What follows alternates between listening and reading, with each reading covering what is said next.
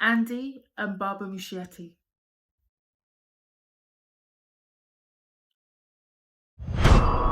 Welcome to Derry, Chapter 1. What the hell did I just watch? Wow, guys, we've got to talk about this.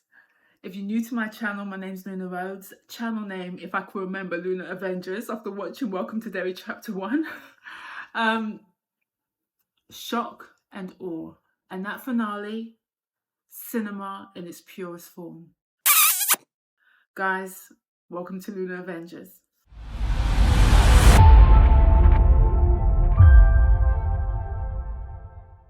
Guys, I do remember my channel name, and if you're new, you're very much welcome. Do consider subscribing, hit that thumbs up, as well as that notification bell for more content. So guys, I beg, welcome to Derry.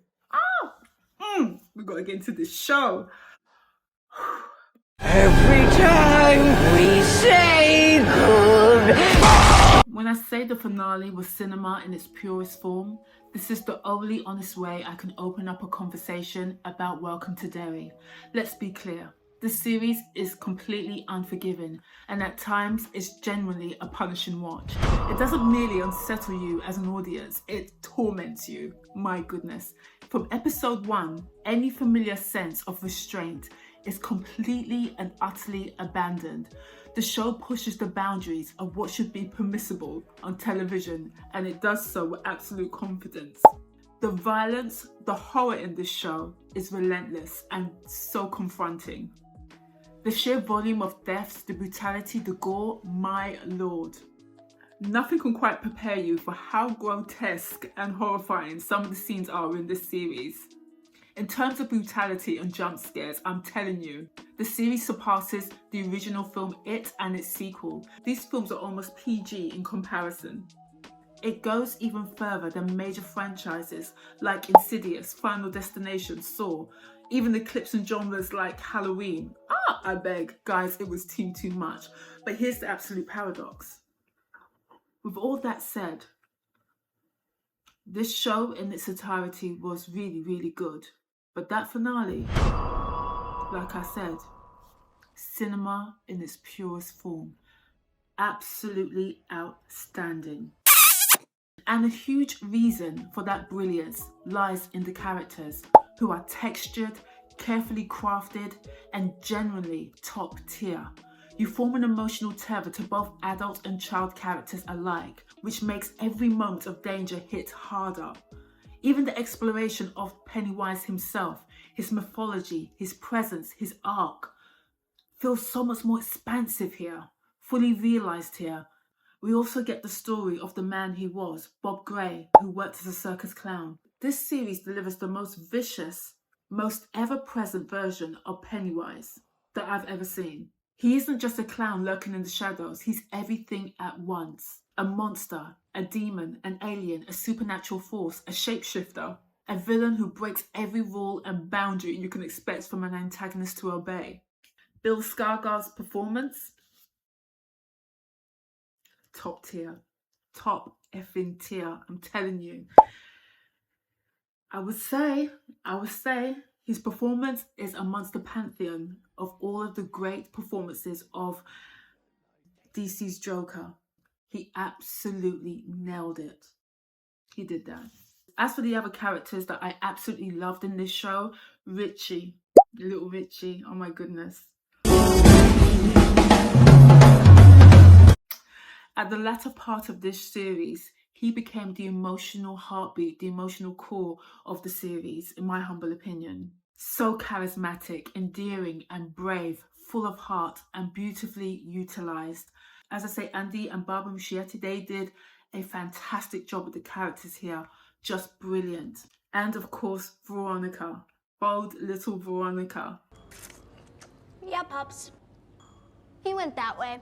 She was formidable and fiercely driven by justice, yet deeply compassionate. And Taylor Page as Charlotte Hallen. She was a standout. I loved her character. I loved her presence. Excuse me? No, I don't think I will. She was layered, commanding, magnetic, and yes, absolutely effing gorgeous. And then there's Chris Chalk as Dick Halloran. He delivered what is, quite frankly, an extraordinary performance. He operated at almost a Shakespearean level, bringing gravitas, restraint, and weight to every scene. His presence elevated the material, anchoring the chaos with such intelligence and soul. I absolutely loved his performance. Brilliance doesn't even cover it. Whilst entertainment is often meant to offer escapism, Andy and Barbara Muschietti do something far more ambitious here, very much in the same vein as Sinners. They marry supernatural terror with real-life horrors. Yes, there are jump scares. Yes, the visuals are shocking. But the most disturbing moments aren't really Pennywise himself, in my humble opinion. They're the human stories, the historical truths that the series confronts. Episode 7, in particular, tackles the brutality of 1960s Jim Crow America, depicting racism as the most horrific monster of all. I often say that horror isn't a nurturing form of escapism, but real life is frequently more horrific than any supernatural story. And this series, the way it's crafted, specifically episode 7, understands that. However, at the show's peak, episode 8, the finale, I beg. They did that. They absolutely did that. The show fully shifts into cinematic mode. The visuals and VFX are stunning, with frame after frame after frame, generally given big screen worthy standards. The decision to bring back Richie for that defining moment to finally trap Pennywise was inspired and emotionally earned, and I was shouting at the screen, getting teary-eyed. I was completely locked in, I beg. I was completely locked in.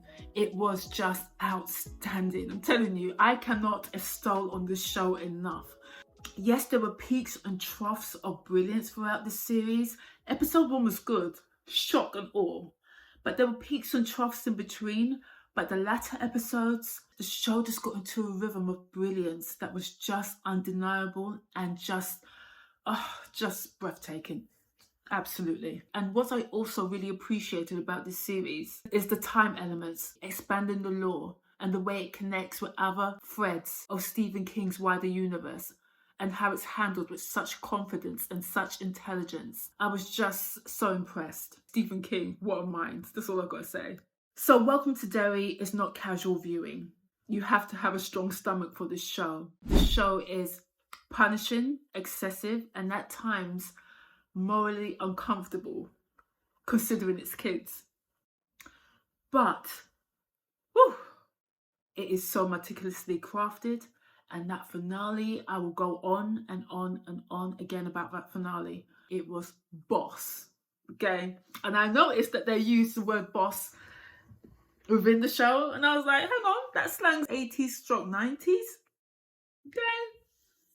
But we can forgive them that.